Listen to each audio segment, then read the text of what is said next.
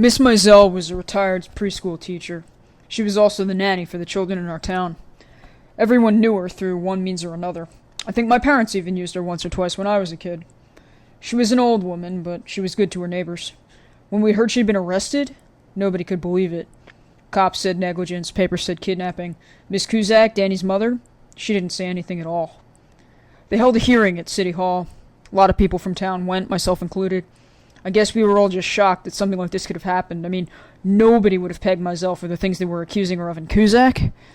That was even stranger. The woman worked as an RN for the hospital on Northwood. She used Mizell's services for years, ever since Danny was born, and we all thought they had a good relationship. When she took the stand, it was what most of us had expected. 15 minutes of listening to a distraught mother yatter on about the innocence of her missing 2-year-old. At best, it built sympathy for her, but the only testimony anybody wanted to hear was Mizell's. And that woman went on to tell what was quite possibly the most bizarre and disturbing account of a kidnapping I'd ever heard. It happened on a late Saturday afternoon. Cusack had phoned her asking if she could come and watch Danny for the night. Dinner was left in the fridge, and Mizell put him to bed around 6. After that, she returned to the living room to finish her book. It wasn't until 8 that things became strange. It started with a soft scratching sound toward the back of the house.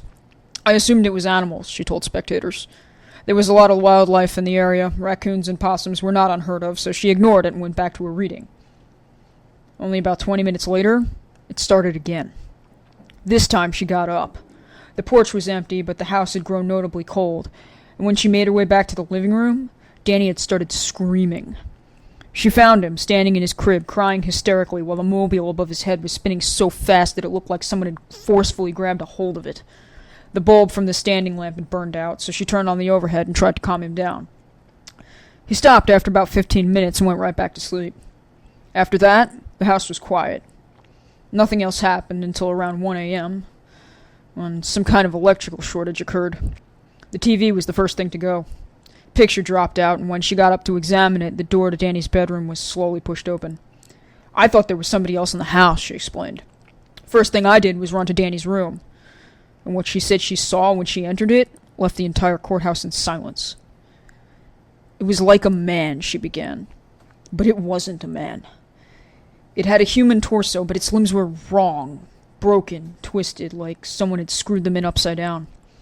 It was hard to see in the dark, but you could tell that it had several arms, several legs, and they were distended, much longer than a human should have been. She said that it crawled across the floor right up to Danny's crib. At first, it was only about waist height, but as it stood to reach for him, it was almost 6 feet tall.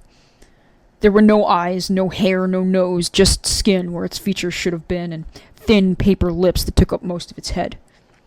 Danny's eyes were white, and he wasn't moving. She buried her face in her hands after that, and that was the end of it. Cusack was crying just as hard, and the floor was silent. Worst of all, Danny was gone.